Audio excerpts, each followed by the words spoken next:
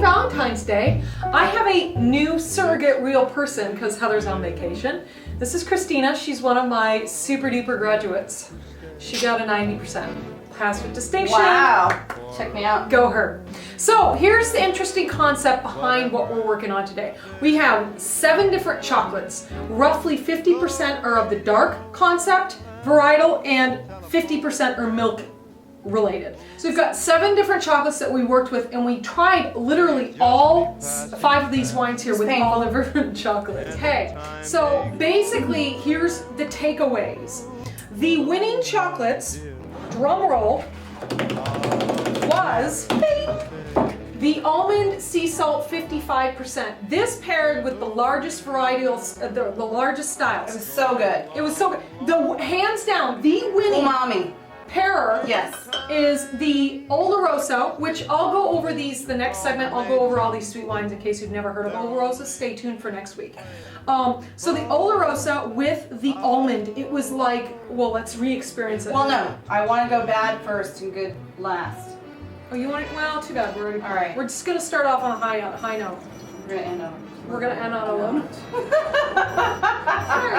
You get the oaky because this is aged for a long time. It's delicious. And literally, the finish on this wine tastes like an almond, which is why the literal translation of having an almond in your chocolate really makes sense. It does. And a little bit of saltiness and the bitterness of the almond helps balances off the sweetness of the. Cheers. Cheers. I like to eat the chocolate, sip a little wine, let it macerate together. Do you? I like to eat the chocolate and then taste the wine. It's like, what'd you call it? A morgasm. Delicious. It's a mouth orgasm. Yeah. We're not lying here. So this is a surefire way to have a great ending to your Valentine's Day. Absolutely. Wink. So this was a winning combination. You've got, like I said, the saltiness, the nuttiness pairs beautifully, and the finish on these two together is just amazing. Fabulous.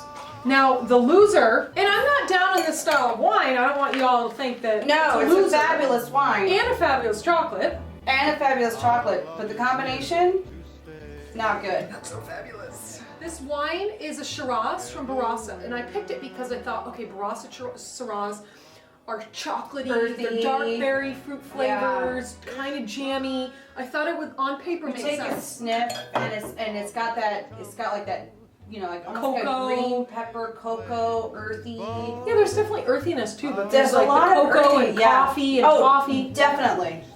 So you smell that and you think, what would be better than chocolate? Exactly. No. It smells like chocolate. So we tried all of them, and because this wine actually didn't go with anything. The milk chocolates killed the fruit and brought out the acid level and the structure of the wine. In this bitter chocolate, are you ready? I know you're really not looking forward to this. Yeah. And this is what I eat for breakfast. 85% chocolate. I don't do coffee. It's just crazy. I love that chocolate. Again, not downing the And then chocolate. you have that. Oh, it's like eating chalk. Remember chalkboard on the nails on the chalkboard? That's how it is on your palate. The problem with this pairing is the chocolate is too So bitter that it just brings out annihilates every everything. bitterness of the wine. Ugh. It's Acid, absolutely tannin, terrible. in a metallic flavor. Yeah, Bad. bad. Don't do it. Don't do it. You're not gonna have a good night. So that was the winner. That was the absolute loser. This is the shocker.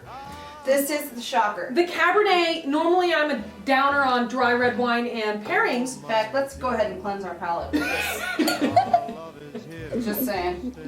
But this wine is a dry Cabernet, great producer Beckman, and it really worked with a variety of the chocolate, particularly the milks, which is shocking. Which was a surprise. Because milks are sweet, and this is a dry wine. Right. But for whatever reason, it miraculously worked, particularly when you do it with nuts. I personally liked the milk chocolate with sea It has salt. saltiness and nuttiness. Yeah. And sweetness. And that makes your taste buds go really good. Pretty good.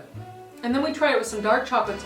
Now, I think we tried it with some of the dark chocolates with the fruit, We and that did, worked. and the fruit worked. And then we did the port, which was an all-around Winner. solid effort. It was not the best, not the worst. It was kind of like Super good. decent. Though. Yeah. And then the Zinfandel port, we thought it was interesting because this was the sweetest out of all these. So your palate really was craving a different sensation. You needed the sea salt. So if you put it with the milk chocolate, which is sweet, it brought up the acid in the tannin and created a sort of contrast on your tongue. You needed something to kind of wake up your senses, and it really did a good job.